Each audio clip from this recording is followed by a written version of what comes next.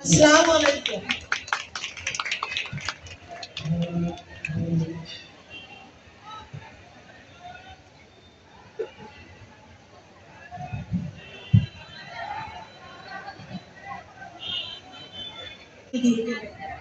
একটি প্রতিষ্ঠান চলতে একজন কর্ণধারের অনেক অবদান, যিনি শক্ত হাতে হাল না ধরলে হয়তো বগুড়া আর্ট কলেজ এভাবে এত এগিয়ে যেতে পারত না।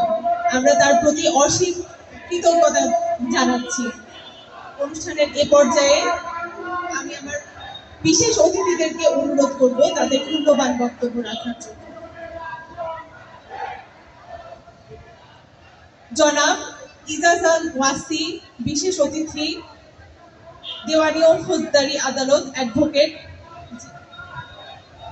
জেলা সংগঠক, জাতীয় নাগরিক কমিটি, তাকে তার মূল্যবান বক্তব্যের জন্য অনুরোধ করছি।